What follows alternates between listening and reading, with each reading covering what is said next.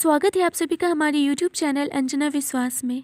Friends, जैसा कि आप सभी को पता है कि हमारे चैनल पर एनसीईआरटी की सीरीज चल रही है और इस सीरीज के अंतर्गत हमने क्लास 6 की हिस्ट्री और ज्योग्राफी को बहुत ही अच्छे से कंप्लीट कर लिया है। फ्रेंड्स, अगर आप में से किसी ने उन वीडियोस को मिस कर दिया है तो आप हमारे चैनल की प्लेलिस्ट में जा कर के उन वीडियोज़ को देख सकते हैं। और अब हम पढ़ने वाले हैं क्लास 6 की सामाजिक एवं राजनीतिक जीवन की पुस्तक। इसका भी हमने चैप्टर 1 कंप्लीट कर लिया है और इस वीडियो में हम बात करेंगे चैप्टर 2 की, जिसका नाम है विविधता एवं भेदभाव। तो चलिए शुरू करते हैं। फ्रेंड्स, अगर आपने चैप्टर 1 को पढ़ा है तो आपको अच्छे से पता होगा कि विविधता किसे कहते हैं, क्योंकि जब हम चैप्टर 1 को पढ़ रहे थे तो हमने सिर्फ और सिर्फ विविधता की ही चर्चा की थी। याद कीजिए, उस चैप्टर का नाम ही था विविधता की समझ, और हमने उस चैप्टर के अंतर्गत ये जाना था कि विविधता कैसे होती है, विविधता के पहलू क्या क्या हैं, साथ ही विविधता किन किन चीज़ों से प्रभावित होती है। और हमने 2 स्टेट्स के एग्जाम्पल को लिया था, एक केरल और दूसरा लद्दाख, और उसके थ्रू भी हमने विविधता के बारे में जाना था। हमने इन सब चीज़ों को अच्छे से समझ रखा है कि विविधता कैसे उत्पन्न हुई और फिर हमारे देश में इतनी सारी विविधता क्यों है। आखिर क्यों कहा जाता है कि हमारा जो देश भारत है वो विविधताओं से भरा पड़ा है। तो फ्रेंड्स, इन सब चीज़ों के बारे में हमने पिछले अध्याय में चर्चा किया था। हाँ, इस अध्याय में भी चर्चा करेंगे, लेकिन विस्तार पूर्वक।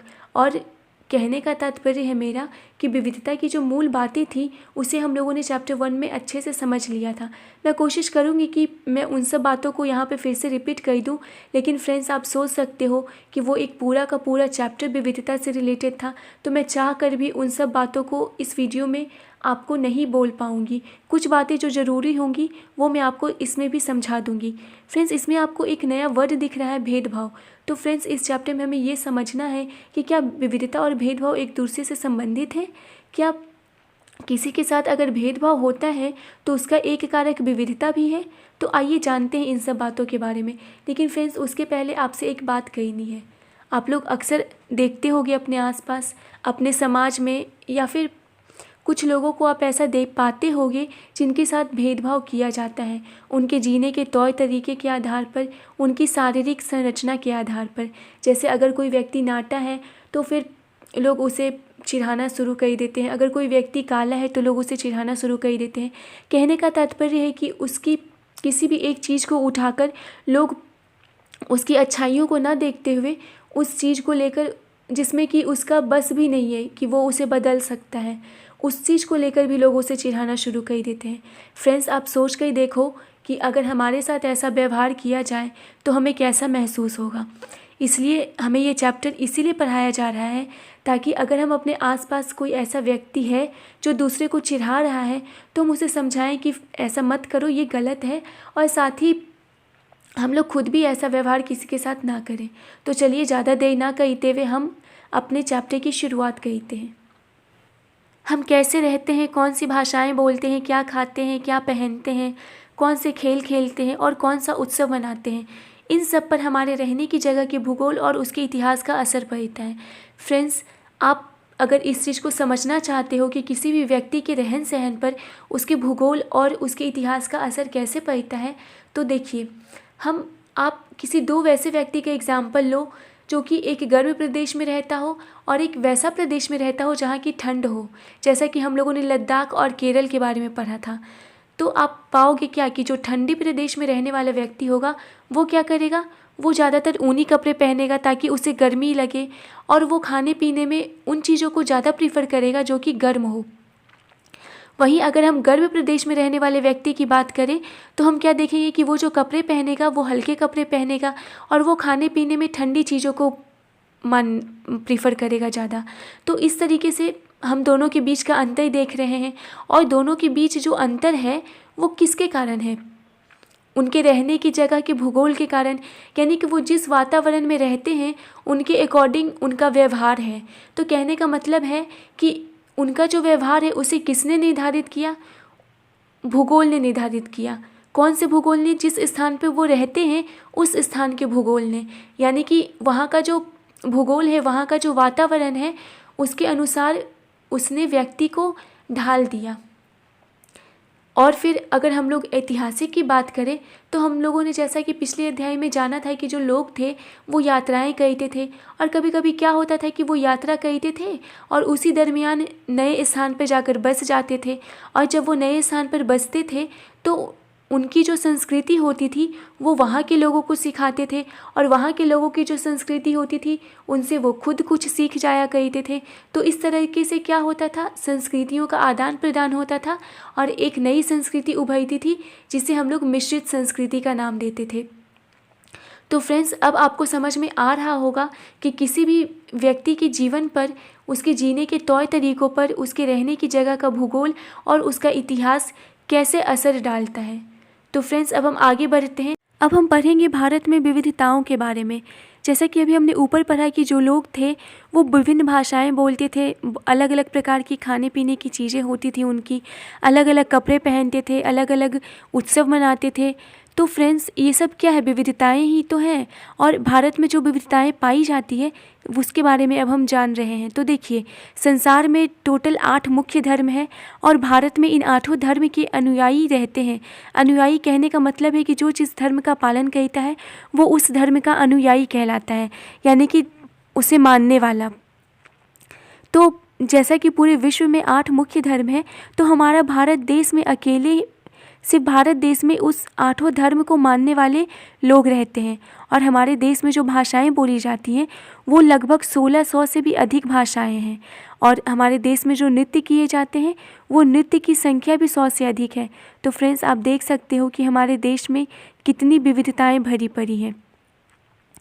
और अगर हम पूर्वाग्रह की बात करें तो देखिए, जब हम किसी के बारे में पहले से कोई राय बना लेते हैं तो वह पूर्वाग्रह का रूप ले लेती है। यानी कि अगर हम किसी के बारे में पहले से कुछ सोच लें कि वो व्यक्ति ऐसा होगा तो वो क्या कहलाता है, पूर्वाग्रह कहलाता है।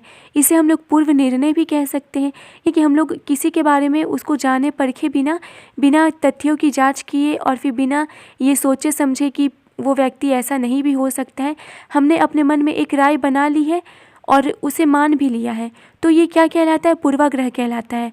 और कई बार ये जो पूर्वाग्रह होता है, यानी कि हमने अपने मन में जो राय बनाए होते हैं और उसे मान लिया होता है, वो कई बार नकारात्मक होता है। कई बार क्या, बहुत ही ज़्यादा केसेस में आप ये पाओगे कि वो नकारात्मक ही होता है। और ये जो नकारात्मक पूर्वाग्रह होते हैं, इससे भेदभाव उत्पन्न होता है। अगर हम एग्जाम्पल की बात करें कि हमारे समाज में कैसे कैसे पूर्वाग्रह हैं, तो आप देख सकते हो लड़का और लड़की का एग्जाम्पल लेकर के। जो लड़कियां होती हैं उसे अक्सर ये माना जाता है कि वो कोमल होती है, कमज़ोर होती है, मृदु होती है, भावुक होती है, खाना बनाने में निपुण होती है और शांत होती है। वहीं अगर हम लड़कों के विषय में पूर्वाग्रह की बात करें तो हम पाएंगे कि जो लड़का होता है वो रोता नहीं है, वो बहुत ही बहादुर होता है, शारीरिक रूप से बहुत मजबूत होता है और शरारती भी होता है। लेकिन फ्रेंड्स, कई बार अगर हम देखें तो ऐसा कुछ भी नहीं है, लड़कियां भी मजबूत होती हैं। लड़कियां भी कई बार ऐसा होता है कि उन्हें खाना बनाना नहीं आता, वहीं अगर जो लड़का है तो वो कई बार खाना बनाने में बहुत ही निपुण होता है, यानी कि वो अच्छे से खाना बनाता है। अगर हम देखें तो कई बार लड़कियां नहीं रोती और लड़के तुरंत रो जाते हैं। तो कहने का मतलब हमें इस पूर्वाग्रह से निकलना होगा, क्योंकि ये जो ज़्यादातर होती है नकारात्मक ही होती है और पूर्वाग्रह बिना तथ्यों की जांच किए बिना हमने बना रखा है। हर एक व्यक्ति अलग अलग होता है, हमने सबके लिए एक ही बात सोच रखी है और सबके विषय में एक ही राय बना रखी है, तब तो ये गलत है।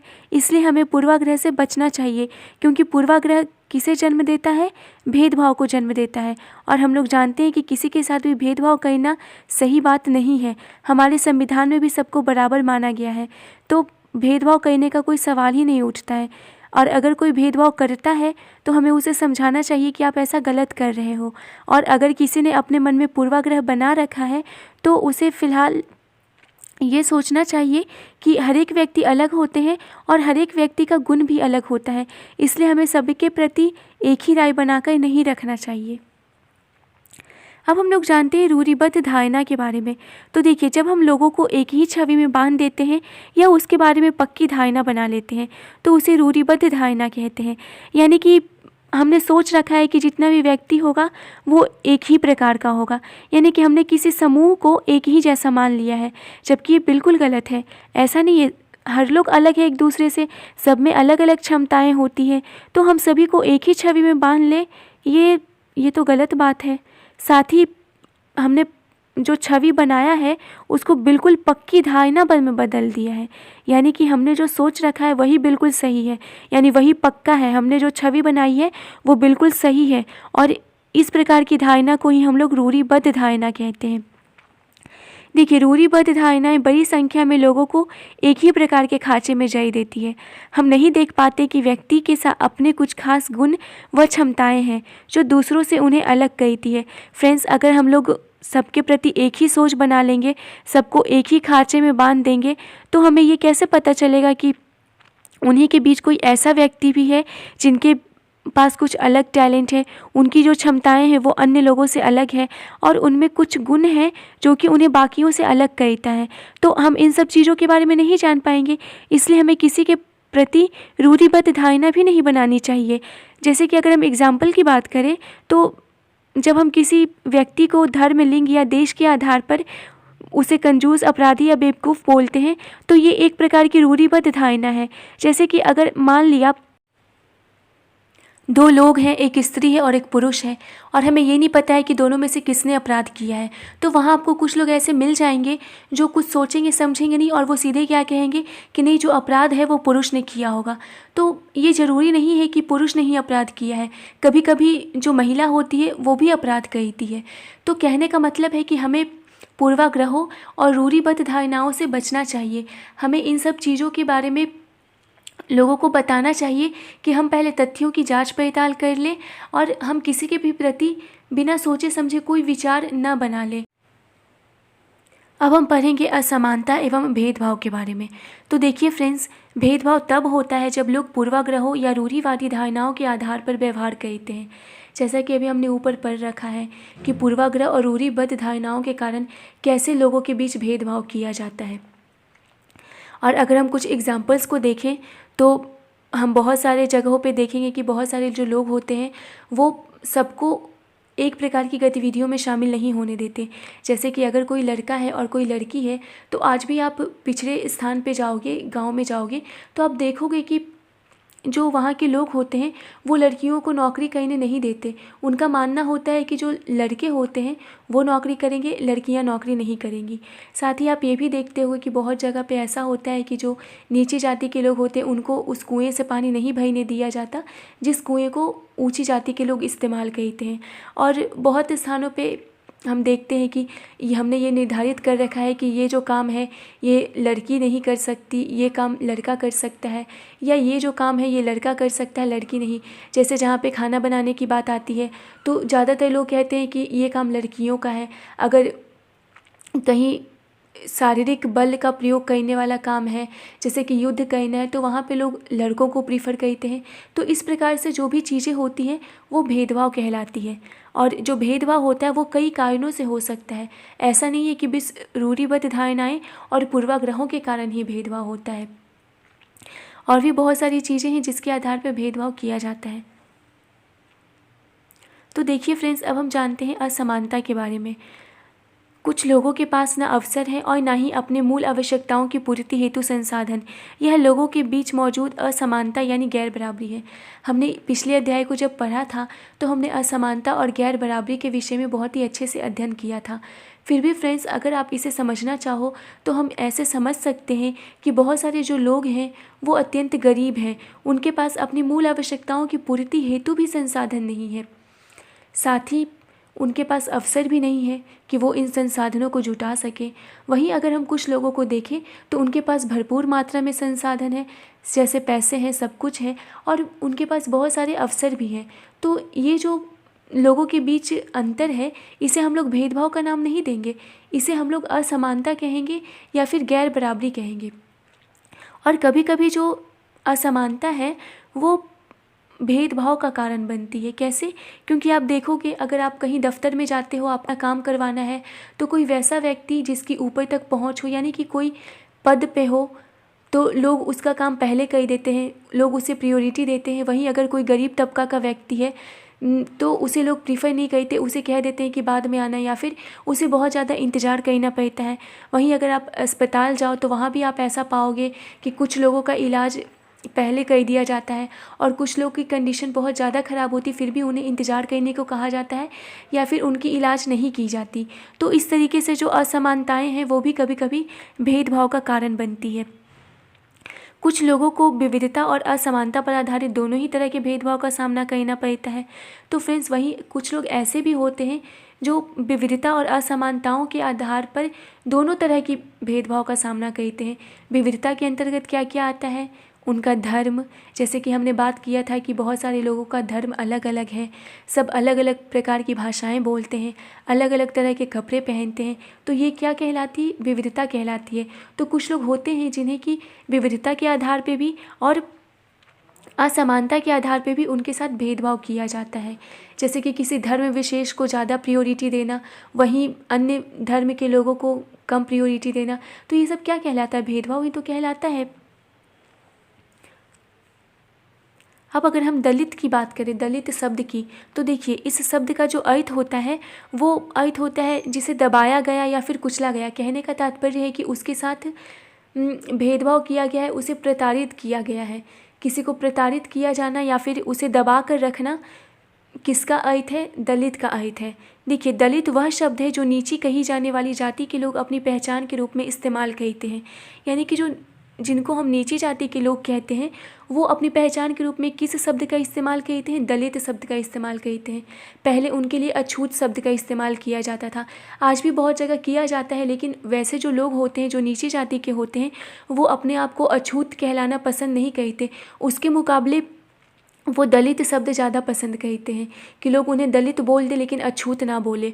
और जैसा कि मैंने बताया कि दलित शब्द का अर्थ होता है जिसे दबाया गया हो, यानी कि जिसे प्रताड़ित किया गया हो। भारत में जाति व्यवस्था भी भेदभाव को जन्म देती है। सही बात है, जो ऊंचे तबके के लोग होते हैं, ऊंची जाति के लोग होते हैं, वो नीची जाति वाली लोगों को साथ भेदभाव करते हैं, उन्हें इज्जत नहीं देते, उनके साथ गलत व्यवहार करते हैं। तो यही यहाँ पे बताया जा रहा है कि कभी कभी जो जाति व्यवस्था है वो भी भारत में भेदभाव को जन्म देती है। फ्रेंड्स, अब हम पढ़ेंगे डॉक्टर भीमराव अंबेडकर के बारे में। आप सभी जानते होंगे कि भीमराव अंबेडकर कौन थे। फ्रेंड्स, आपको पता है ये इतनी महान हस्ती होने के बावजूद इन्होंने अपनी किताब में बताया है कि इन्हें किस तरीके से समाज में भेदभाव का सामना करना पड़ा। जी हाँ, इन्होंने जिस जाति में जन्म लिया था उस जाति को नीची जाति की श्रेणी में रखा जाता है और नीची जाति की श्रेणी में होने के कारण इन्हें बहुत ही ज़्यादा भेदभाव का सामना करना पड़ा था। तो चलिए फ्रेंड्स, हम लोग कुछ बातें इनके बारे में भी जानते हैं। इनका जो जन्म हुआ था वो 14 अप्रैल 1891 को मध्य प्रदेश में हुआ था। साथ ही इनकी जो मृत्यु हुई थी वो 6 दिसंबर 1956 ईस्वी को दिल्ली में हो गई थी। फ्रेंड्स, ये जो डॉक्टर भीमराव अंबेडकर हैं उन्हें भारतीय संविधान का पिता और फिर दलितों का सबसे बड़ा नेता के रूप में जाना जाता है। यानी कि अगर हमसे कोई पूछे कि भारतीय संविधान के जो पिता हैं उनका नाम बताओ, तो हम लोग बताएंगे डॉक्टर भीमराव अंबेडकर। ऐसा इसलिए क्योंकि ये हमारे भारतीय संविधान के निर्माता थे, इन्होंने ही हमारा भारतीय संविधान को लिखा है। और साथ ही साथ इन्हें हम किस रूप में जानते हैं? दलितों के सबसे बड़े नेता के रूप में जानते हैं। इन्होंने दलित समुदाय के अधिकारों के लिए लड़ाई लड़ी, इन्होंने संघर्ष किया दलितों को उनके अधिकार दिलाने के लिए। यानी कि दलित समुदाय के अधिकारों के लिए इन्होंने क्या किया? संघर्ष किया, लड़ाई लड़ी। महार जाति में जन्म लेने के कारण इन्हें अछूत माना जाता था। यानी कि इन्होंने जिस जाति में जन्म लिया था उस जाति का नाम था महार और उस जाति को लोग अछूत मानते थे। जैसा कि अभी हम लोगों ने पढ़ा है अछूत के बारे में, अछूत को ही हम दलित कहते हैं। और जो नीचे जाति के लोग होते हैं वो खुद को अछूत कहलाना पसंद नहीं करते। इसके मुकाबले आप उन्हें दलित कह दो तो उन्हें उतना बुरा नहीं लगता जितना आप उसे अछूत कहोगे तो वो बुरा मानेंगे। अपनी जाति में यह पहले व्यक्ति थे जिन्होंने कॉलेज की पढ़ाई पूरी की और वकील बनने इंग्लैंड गए। फ्रेंड्स, अगर आप लोग हिस्ट्री पढ़ते होगे तो आपको पता होगा कि जो नीची जाति के लोग होते थे उनके लिए काम फिक्स कर दिया जाता था कि आपको ये काम करना है। लेकिन जो डॉक्टर भीमराव अंबेडकर थे वो अपनी जाति में पहले व्यक्ति थे जिन्होंने कॉलेज की पढ़ाई पूरी की थी और इंग्लैंड बन गए थे वकील बनने के लिए। इन्होंने दलित को अलग अलग नौकरी करने को कहा ताकि वे जाति व्यवस्था से बाहर निकल पाएँ। इन्होंने दलितों को एक सुझाव दिया कि आप अलग अलग प्रकार की नौकरी करो पढ़ लिख कर, जिससे कि आप दलित होने के कारण जो जाति के आधार पर भेदभाव का सामना करते हो उससे बाहर आ पाओ, यानी कि आप जाति व्यवस्था से बाहर आ पाओ। दलितों को मंदिर में प्रवेश नहीं किए करने दिया जाता था। आज भी बहुत जगह ऐसे हैं जहाँ पे कि उन्हें मंदिर में प्रवेश करने को नहीं दिया जाता, लेकिन भी आज बहुत सारे स्थान हैं जहाँ पे कि वो प्रवेश कर सकते हैं। तो अंबेडकर के द्वारा उन आंदोलनों या फिर उन लड़ाइयों का नेतृत्व किया जा रहा था जिसमें कि दलितों को मंदिर में प्रवेश के लिए प्रयास किए जा रहे थे। तो आप ये बात याद रखेंगे कि दलितों के मंदिर में प्रवेश के लिए जो प्रयास किए जा रहे थे उसके नेतृत्व कौन कर रहे थे, तो डॉक्टर भीमराव अंबेडकर कर रहे थे। और इन्होंने जीवन में आगे चल के अपना धर्म परिवर्तित कर लिया था और बौद्ध धर्म को अपना लिया था। तो फ्रेंड्स, इस तरीके से हमने भीमराव अंबेडकर के बारे में जाना, जो कि हमारे संविधान निर्माता हैं, जिन्हें हम लोग अपने संविधान का पिता और दलितों के सबसे बड़े नेता के रूप में जानते हैं। इनकी जो जाति थी वो महार थी और इसीलिए लोग उन्हें अछूत मानते थे, क्योंकि इनकी जाति अछूत श्रेणी में आती थी। इन्होंने दलित समुदाय के अधिकारों के लिए लड़ाई किए, संघर्ष किए। साथ ही इन्होंने अपनी जाति में पहले व्यक्ति के रूप में अपने कॉलेज की पढ़ाई पूरी की और वकील बनने इंग्लैंड गए। और अंततः जीवन के आगे क्षण में आगे बढ़ के इन्होंने क्या किया, अपना धर्म परिवर्तित करके बौद्ध धर्म को अपना लिया। तो फ्रेंड्स, अब हम जानते हैं समानता के लिए संघर्ष के बारे में। तो देखिए, ब्रिटिश शासन से आज़ादी पाने के लिए जो संघर्ष किया गया था उसमें समानता के व्यवहार के लिए किया गया संघर्ष भी शामिल था। यानी कि जब हमारा देश आज़ाद नहीं था तो लोग अपने देश को आज़ाद कराने के लिए जो संघर्ष कर रहे थे उसी में समानता के व्यवहार के लिए भी संघर्ष किया जा रहा था। यानी कि साथ ही साथ वो ये भी मांग कर रहे थे कि हमारे साथ समानता का व्यवहार किया जाए, क्योंकि आप जब इतिहास पढ़ोगे तो आप देखोगे कि हमारे देश में किस तरीके से भेदभाव और फिर असमानता का व्यवहार किया जाता था लोगों के साथ। जिस वर्ग ने जिन गैर बराबरी का अनुभव किया उसके खिलाफ उन्होंने लड़ाई लड़ी। यानी कि जिस वर्ग को जिस प्रकार की गैर बराबरी का अनुभव कराया गया उन्होंने उसके खिलाफ लड़ाई लड़ी। जैसे कि दलित को मंदिर में प्रवेश नहीं करने दिया जाता था तो उन्होंने उसके खिलाफ संघर्ष किया। महिलाओं को शिक्षा का अधिकार नहीं दिया गया था, ऐसा माना जाता था कि शिक्षा सिर्फ पुरुष ही ग्रहण कर सकते हैं, तो महिलाओं ने उसके लिए संघर्ष किया। जो किसान लोग थे उन्हें ऊंची ब्याज दर देना पड़ता था तो उन्होंने उसके खिलाफ संघर्ष किया। कहने का मतलब है कि जिस वर्ग ने जिस तरह की गैर बराबरी का अनुभव किया था उन्होंने उसके खिलाफ लड़ाई लड़ी थी। 1947 में भारत की आज़ादी के पश्चात संविधान में ऐसी दृष्टि और लक्ष्य रखा गया जिससे सभी भारतीयों को समान स्थान और समान अवसर प्राप्त हो। फ्रेंड्स, जब 1947 में भारत आज़ाद हुआ तो उसके पश्चात जब संविधान का निर्माण किया जा रहा था तो जो हमारे संविधान निर्माता थे उन्होंने ये प्रयास किए कि सभी लोगों को ऐसा व्यवहार किया जाए उनके साथ कि उन्हें ये ना लगे कि उनके साथ भेदभाव किया जा रहा है, यानी कि उनके साथ समानता का व्यवहार किया जाए। और ऐसा लक्ष्य रखा गया जिससे कि सभी भारतीयों को समान स्थान और समान अवसर प्राप्त हो। ऐसा नहीं हो कि कुछ वर्ग को बहुत ही सारे अवसर दिए जाए, वहीं कुछ वर्ग ऐसा हो जिसे अवसर ही ना मिले। तो इस बात का पूरा ध्यान रखा गया हमारे संविधान में कि सभी लोगों को समान स्थान मिले और उन्हें समान अवसर प्राप्त हो। अस्पृश्यता यानी छुआछूत को कानूनी रूप से ख़त्म कर दिया गया। यानी कि अगर अब कोई व्यक्ति किसी के साथ छुआछूत का व्यवहार करता है तो उसे कानूनी रूप से दंड दिया जाएगा। और समानता वह मूल्य है जिसके लिए हमें निरंतर संघर्ष करते रहना होगा। फ्रेंड्स, भले आज हमारे संविधान में बहुत सारे ऐसे प्रावधान किए गए हैं जिससे कि समानता का व्यवहार किया जाए, लेकिन आप हमेशा देखोगे कि लोगों को असमानता और भेदभाव का सामना करना पड़ता है। तो वही यहाँ पे कहा जा रहा है कि समानता वह मूल्य है जिसके लिए हमें निरंतर संघर्ष करते रहना होगा। संविधान निर्माताओं ने यह भी कहा कि विविधता की इज्जत करना, उसे मूल्यवान मानना समानता सुनिश्चित करने में बहुत महत्वपूर्ण कारक है। यानी कि हमारे संविधान निर्माताओं का कहना है कि हमें विविधताओं का इज्जत करना चाहिए और उसे मूल्यवान मानना चाहिए, क्योंकि ऐसा करने से ही समानता सुनिश्चित होगी।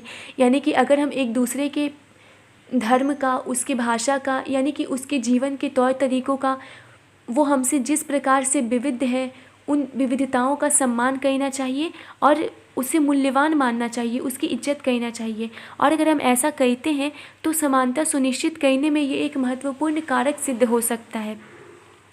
साथ ही जोर दिया गया कि सरकार सभी धर्मों को बराबर मानेगी। इसलिए भारत एक धर्मनिरपेक्ष देश है जहां लोग बिना भेदभाव के अपने धर्म का पालन करते हैं। आप सभी जानते हो कि हमारा जो देश है वो धर्मनिरपेक्ष देश है, यानी कि हमारे देश में किसी भी धर्म को प्राथमिकता नहीं दी गई है। हम लोगों ने अभी ऊपर पढ़ा था कि हमारे देश में 8 प्रकार के धर्मों के लोग निवास करते हैं, यानी कि 8 प्रकार के धर्म को मानने वाले लोग हमारे देश में रहते हैं। लेकिन इसके बावजूद हमारे देश में किसी भी धर्म को प्राथमिकता नहीं दी गई है, सभी धर्मों को बराबर माना गया है और सरकार से भी ये कहा गया है कि आप सभी धर्म को बराबर मानो और किसी के साथ भी भेदभाव नहीं होना चाहिए, आप इसका ख्याल रखो। तो फ्रेंड्स, इस तरीके से हमारा ये चैप्टर समाप्त होता है। इसमें हमने जिन जिन चीज़ों को पढ़ा है आप एक बार रिकॉल करना, क्योंकि आगे का चैप्टर जब हम पढ़ेंगे तो वो सब चीज़ें हमें काम आएगी। फ्रेंड्स, अगर आपको इससे रिलेटेड कोई भी क्वेश्चन है तो आप कमेंट बॉक्स में ज़रूर लिखें, मैं उसका जवाब ज़रूर दूँगी। धन्यवाद। मिलते हैं आपसे नेक्स्ट वीडियो में।